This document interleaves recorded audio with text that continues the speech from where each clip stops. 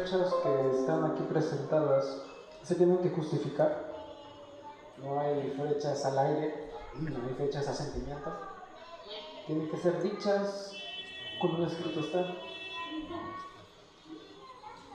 313 marca el inicio de la unión de la Iglesia y el Estado entre Pérgamo. 538 la consumación del papado. 1798 es conocida como la fecha en que se cumplió la herida mortal al papado, cuando se le quitó el poder del Estado. Y en este periodo precisamente comienza la iglesia de Sardis.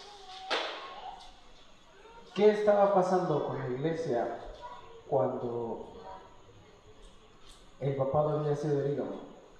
¿Qué estaban haciendo los hijos de Dios en ese periodo? Sardis es una iglesia interesante porque Tiatira, como estuvimos analizando en el estudio previo, Tiatira le pasa una antorcha a Sardis y esta antorcha tiene la verdad. Le pasa un mensaje puro a Sardis. Y ahora la pregunta es, ¿qué hace Sardis con ese mensaje? Si nosotros vemos el mensaje dirigido a Sardis, no hay nada bueno ahí. No tiene una doctrina pura, sino que se le hacen puros cuestionamientos. Hay un punto muy interesante que tiene que sí es, hay que tratar en cuenta, porque Sardis abre el preámbulo al nacimiento de la iglesia adventista. ¿De dónde venimos, hermanos? Es una pregunta que nosotros nos hacemos. Ya hemos visto cómo va llegando el mensaje a nosotros, cómo los cristianos de Éfeso pasan la antorcha a Esmirna, los de Esmirna pasan la antorcha a Pérgamo, Pérgamo falla, y solo unos pocos logran pasar la antorcha a Tiatira, Tiatira logra pasar la antorcha, y ahora Sardis nos va a abrir la puerta a la iglesia adventista. No es Sardis la iglesia adventista, sino que hay un preámbulo que nosotros necesitamos conocer. Sardis significa lo que queda. Curioso, ¿no? Tiatira es una iglesia grande en cuanto a periodo de tiempo. Tiene un mensaje muy conciso. Pero el mensaje de Sardis es lo que queda. Lo que queda de qué? De Tiatira. Lo que alguna vez se dijo en Tiatira. Y ahora Sardis tiene algunos puntos que quizá en algunas cuestiones vamos a encontrar alguna identificación. Apocalipsis capítulo 3 del 1 al 6 dice así: escribe el ángel en la iglesia de Sardis, el que tiene los 7 espíritus de Dios y las 7 estrellas, dice esto: yo conozco tus obras, de que tienes nombre, de que vives, pero estás muerto. Sé vigilante y afirma las otras cosas que están para morir, porque no he hallado tus obras perfectas delante de Dios. Acuérdate pues de lo que has recibido y oído. ¿De quién había recibido el mensaje? Había recibido el mensaje de Tiatira. Y le dice el Señor a la iglesia de Sardis: acuérdate de lo que te dijo Tiatira, del mensaje que te logra pasar a ti. Acuérdate de eso. O sea, Sardis estaba diciendo algo diferente a lo que estaba diciendo Tiatira. Acuérdate después de lo que has recibido oído y guárdalo y arrepiéntete. Y nuevamente se llama al arrepentimiento. Al igual que Pérgamo, se le llama al arrepentimiento a Sardis. Pues si no velas, vendré sobre ti como ladrón y no sabrás a qué hora vendré sobre ti.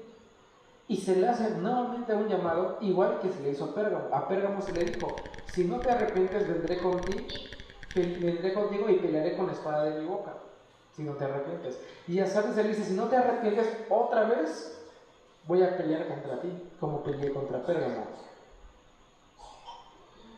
Pero tienes unas pocas personas en Sardis que no han manchado sus vestiduras. O sea, aunque el mensaje de la iglesia esté mal, pocas personas todavía están luchando por tener el mensaje original en Sardis.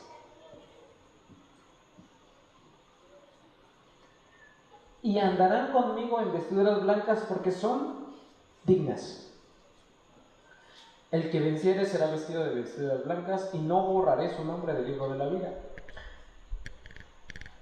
Y confesaré su nombre delante de mi Padre y delante de sus ángeles. El que tiene oído oiga lo que el Espíritu dice a las iglesias. ¿Qué tiene Sardis de bueno en su mensaje? Aquí dice que nada. Está proclamando otras cosas. Lo único bueno que tiene Sardis son algunas personas y ya. ¿Qué fue lo que pasó? Vamos a disgregar, esos son los puntos, el versículo desglosado en los puntos que nosotros vamos a interpretar. Básicamente es repetir el versículo. Son relativamente pocos comparados a los que nosotros vimos en Tiatira. Dice, escribe al ángel de la iglesia en Sardis, el que tiene los 7 espíritus de Dios y las 7 estrellas, dice esto. Sardis también significa príncipe o canto de gozo o lo que queda. Pero la segunda parte, o sea, lo que queda, va más apegado a lo que realmente pasó dentro de la iglesia. Entonces, aquí. En el año de 1517, lo habíamos mencionado, ocurre la Reforma Protestante, un poderoso movimiento que lucha por defender la verdad. En la Reforma Protestante, muchas de las fábulas, supersticiones que el catolicismo proclamaba quedaron abajo. Un ejemplo de esto fue que las indulgencias, que la gente realmente creía que si compraba una indulgencia podía conseguir el perdón de Dios mediante el pago, pues incluso el papado se vio obligado a quitar las indulgencias, porque realmente repercutió con fuerza y la gente ya no quería saber nada del papado. Dentro de este movimiento hay mensajes muy interesantes que se dijeron en la Reforma Protestante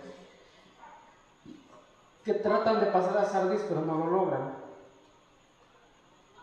En la Reforma Protestante, su expositor más reconocido es Martín Lutero, se dijeron muchas cosas. Número 1, la salvación solo se consigue por la fe y por la fe las obras no sirven si no hay fe. Si las obras no sirven, rechazo a la venta de bulas o indulgencias, salvación o reducción de penas por nada.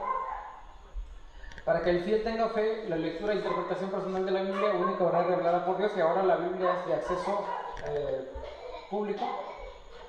La traducción de la Biblia en las lenguas vernáculas, el alemán y el francés, ahora el pueblo tiene acceso en su propia lengua, porque antes si tú ibas a la iglesia te leían la Biblia en latín, y si tú hablabas francés, ¿qué vas a saber de lo que te están leyendo?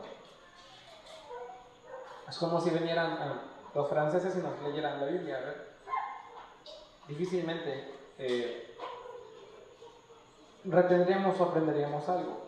Tiene que ser dada al pueblo en su lengua. Los 2 sacramentos, el bautismo y la comunión, los únicos instituidos por Cristo precisamente, al buscar cada fiel su salvación, la salvación es personal. Sacerdocio universal, todos los fieles son sacerdotes, no es necesario el clero para la salvación, existen pastores que llevan a cabo su labor de orientación, pero no son indispensables. Nosotros reconocemos que Dios da dones a los hombres y uno de esos dones es el de ser pastores. Pero eso es como un don, no es para poner a una persona por encima de las demás personas, sino que es un don que Dios ha dado a los hombres. Al ser la salvación personal, rechaza la intermediación de los santos y de la Virgen, se reconoce la importancia de muchos de ellos en la fe, se considera que la actitud de la iglesia es politeísta, o sea, tener muchos dioses, rechazo de imágenes y decoración exagerada de los templos. Dentro de la Reforma Protestante ocurrieron algo que se llaman otras reformas y la contrarreforma. Los católicos también tuvieron su reforma, o lo que se conoce como la contrarreforma. Los protestantes se había dividido en tres reformas: la luterana, que era la salvación por medio de la fe, los calvinistas, que decían que la salvación era predestinada, y los anglicanos decían lo mismo que los luteranos. Los tres compartían que los dos sacramentos del bautismo y la Eucaristía y no reconocen la autoridad del Papa. Tanto los luteranos como los calvinistas tienen sus ceremonias simples, los anglicanos sus ceremonias fastuosas, y la única fuente de verdad de los tres es la Biblia. En cambio, los católicos hacen lo que ellos creen es la salvación depende de las obras. O sea, tú tienes que hacer sacrificios, pagar cosas, todo es por obras. Cometiste algún pecado, di tantos Aves Marías y bueno, te soluciona el problema. 7 sacramentos, la obediencia al Papa y ceremonias fastuosas. Ahora, este es un video que representa de forma resumida cómo se esparce la reforma protestante en Europa. La Reforma Protestante señaló el inicio de una serie de conflictos religiosos que agitaron la Europa del siglo XVI. En 1517, Martín Lutero promulgó sus tesis en Wittenberg, en las que cuestionaba el papel de la Iglesia como institución y su poder político y económico. Su ideario se extendió rápidamente por Europa central y septentrional.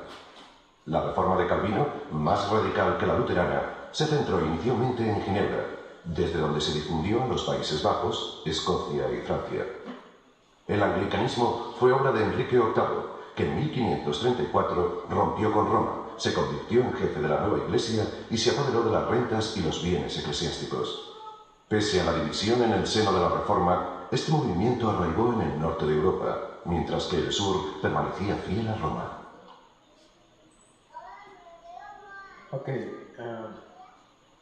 La Reforma Protestante. Los católicos hacen una contrarreforma. Aquí hay un punto importante que hay que encontrar. La contrarreforma se hace el Concilio de Trento, la confirmación de toda doctrina opuesta al luteranismo, la fundación de seminarios, catecismos y escuelas para la formación. Y en la contrarreforma ellos hacen lo que la formulación de este cuerpo, la Compañía de Jesús como apoyo al papado, o sea, los jesuitas.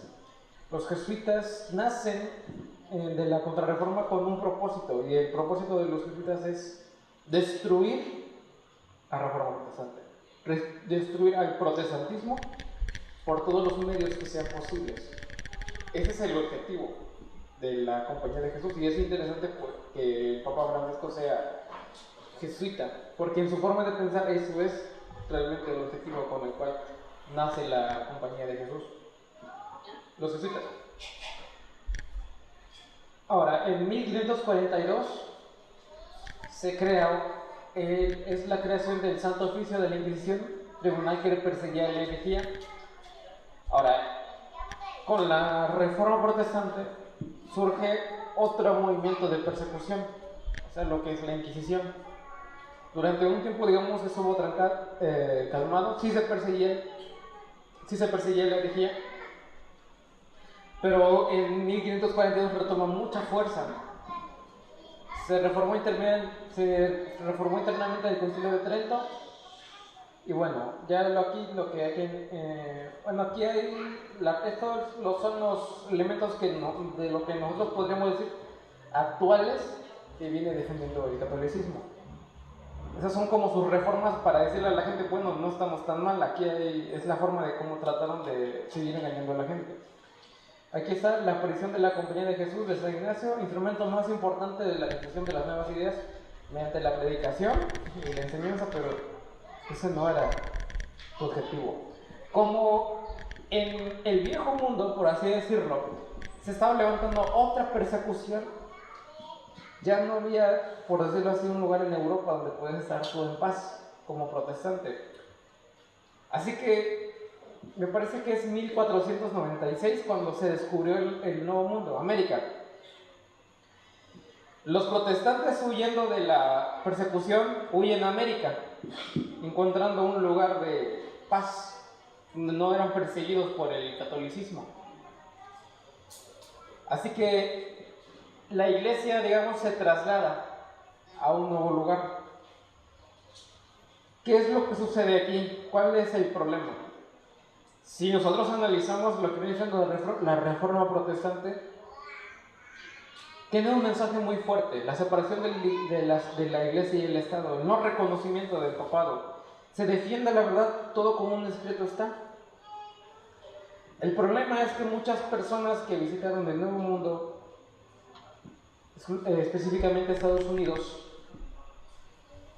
encontraron en este lugar un lugar, digamos, donde poder difundir sus ideas, pero todavía, como por decirlo, traían la psique del catolicismo. Durante este periodo se empezó a difundir, durante este periodo se crearon muchas iglesias, porque ya en una tierra de libertad empezaron a difundir ideas de: yo creo que Cristo no es el Hijo de Dios, yo creo que es un ser creado. Otros no, que el Espíritu Santo no es Dios, es la fuerza. Comenzaron a surgir muchas ideas. Y el movimiento da un enfoque diferente a lo que se estaba haciendo en la Reforma Protestante. El mensaje se estaba desvirtuando. La verdad que alguna vez se proclamó se estaba olvidando y se estaba empezando a seguir doctrina de hombre. Y mientras estaba en 1796, 98 me parece, la herida mortal se estaba ejecutando, la iglesia en general estaba preocupada por otras cuestiones, por la interpretación de doctrinas falsas, doctrinas o ideologías humanas y vientos de doctrina. 1798, gracias. Entonces, el panorama general de la iglesia que se había mudado de Europa a América era desconcertante, por así decirlo. Y muchos de ellos regresaron a lo que quería el catolicismo. Y nosotros lo podemos ver tanto que iglesias que en algún tiempo fueron protestantes se volvieron evangélicas y todas siguen la misma línea de guardar el domingo, tal como lo han aprendido del papado. Por eso es que la Biblia las llama las hijas de la ramera.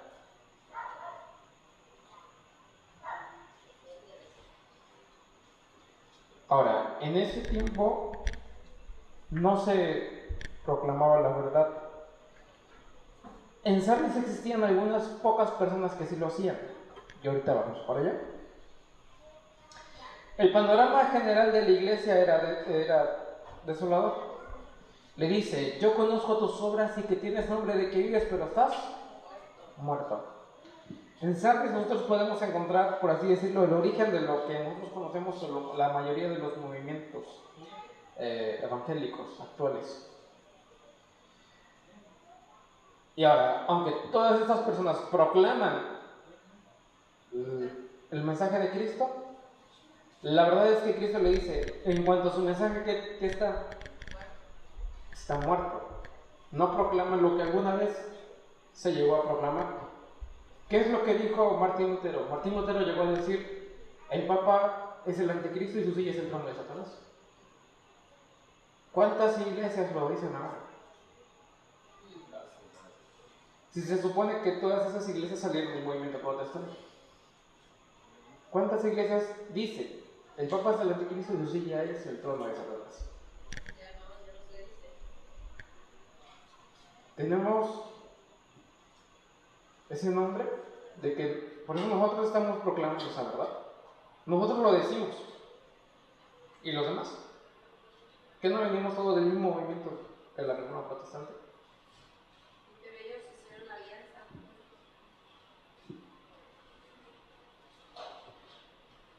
Por eso Cristo le dice a todas las iglesias: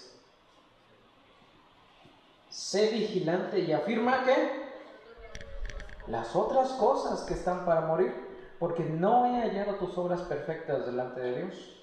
Acuérdate pues de lo que has recibido y oído, acuérdate del mensaje original y guárdalo y arrepiéntete. pues si no velas, vendré sobre ti como el ladrón de la noche, y no sabrás a qué hora vendré sobre ti. Pero tienes unas pocas personas en Sardis que no han manchado sus vestiduras, y andarán conmigo en vestiduras blancas porque son dignas. Santiago capítulo 1, versículo del 26 al 27 dice: si alguno se cree religioso entre vosotros y no refrena su lengua, sino que engaña su corazón, la religión del tal es vana. La religión pura es sin mácula delante de Dios el Padre, es visitar a los huérfanos y a las viudas en sus tribulaciones y guardarse sin mancha del mundo. La iglesia no debe de mezclarse con el mundo. No tenemos por qué nosotros tener las costumbres del mundo, sus creencias, su forma de pensar. Pero en 1798 sí estaba pasando algo. Mientras se llevaba a cabo la herida mortal, sí había unas pocas personas en Sardis, como lo dice la palabra de Dios. Recordemos que el movimiento adventista no sale de una iglesia, sino que sale de varias iglesias. El panorama general era el resultado de lo que había pasado en la Reforma Protestante en las iglesias que se habían diseminado en Estados Unidos. Pero había unas pocas personas que estaban estudiando la verdad, porque en 1798, ¿qué fue lo que pasó? Pasó una herida mortal, pero ¿qué otro evento profético se estaba cumpliendo ahí? El libro de Daniel estaba siendo, ¿qué? Desellado. Las profecías del libro de Daniel ahora se podían entender, porque el cumplimiento, porque eso estaba destinado para el tiempo del fin, o sea, 1798. Y en este caso Guillermo Miller fue al que Dios dirigió para que entendiera esas profecías. Y él estaba viviendo en el periodo de Sardis. Fue una de las personas que Dios dirigió para que revelara esas verdades. Dice, al que venciera será vestido de vestiduras blancas, y no borraré su nombre del libro de la vida, y confesaré su nombre delante de mi Padre y delante de sus ángeles. El que tiene oído, oiga lo que el Espíritu dice a las iglesias. El nombre en el libro de la vida. Primera de Corintios capítulo 9, versículo de 24 al 27 dice: ¿no sabéis que los que corren en el estadio, todos a la verdad corren, pero uno solo se lleva el premio? Corred de tal manera que lo obtengáis. Todo aquel que lucha, de todo se abstiene. Ellos a la verdad para recibir una corona corruptible, pero nosotros una incorruptible. Así que yo de esta manera corro, no como la vestidura, de esta manera peleo, no como quien golpea el aire, sino que golpeo mi cuerpo y lo pongo en servidumbre, no sea que habiendo sido heraldo para vosotros, yo mismo venga a ser eliminado. ¿Cuál es la forma de pensar del cristiano en el panorama general? Dice la palabra de Dios que un nombre que es escrito en el libro de la vida puede ser borrado. Cuando una persona acepta a Cristo en su corazón, lo acepta como su Salvador y desciende a las aguas del bautismo, en ese momento esa persona tiene esa comunión con Dios. Y si el arrepentimiento fue genuino, su nombre fue escrito en el libro de la vida. Si nosotros descendimos a las aguas del bautismo con un deseo genuino y nos arrepentimos de todo corazón, nuestro nombre fue escrito en el libro de la vida. Pero de la misma forma en que el nombre fue escrito, también puede ser borrado. Todo depende de cómo estamos llevando la carrera del cristiano. ¿Cómo es nuestra lucha para alcanzar la meta? ¿Nos permanecemos constantes? Así como nos da Pablo el consejo de que seamos constantes, de que permanezcamos en la lucha sin disminuir el ritmo, o disminuimos el ritmo y nuestro nombre fue borrado.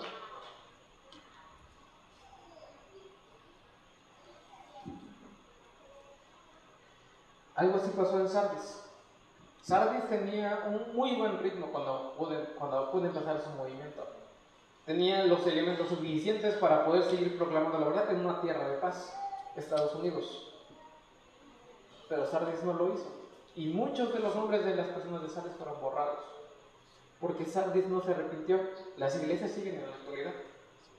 No se regresaron a ver el mensaje anterior, sino que se siguieron en base a sus propias interpretaciones.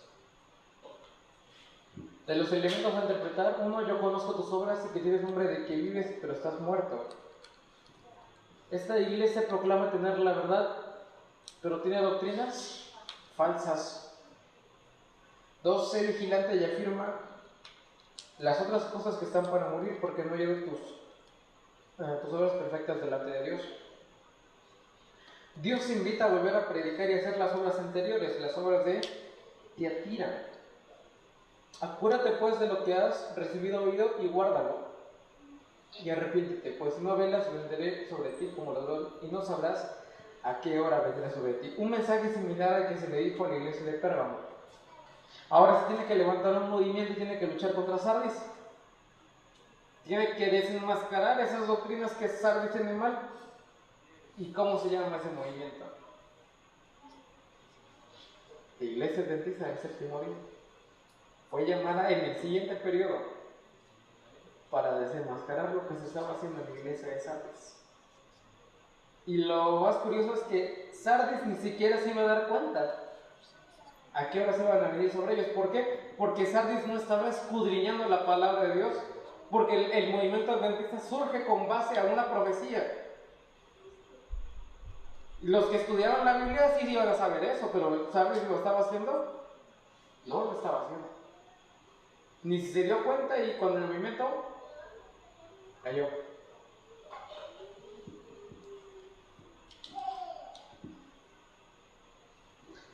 Una iglesia que debe volver a escudriñar sus doctrinas, por eso tienen que acordarse. Si no se arrepiente, un movimiento vendrá y luchará contra Sardis.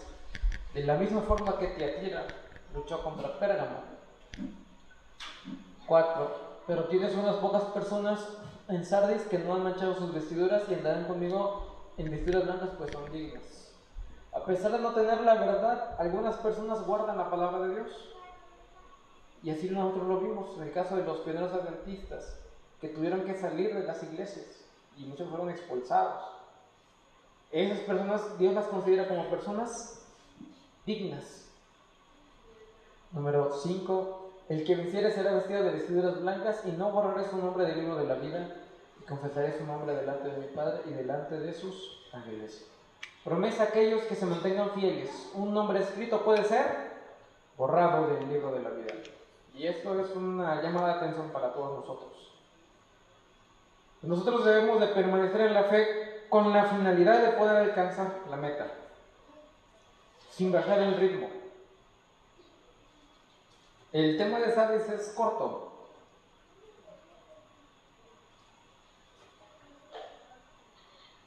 Y ahora, ¿qué cumplimiento profético viene aquí? ¿Cuándo se hace la proclamación del mensaje del primer ángel? ¿Cuándo comienza Filadelfia a predicar?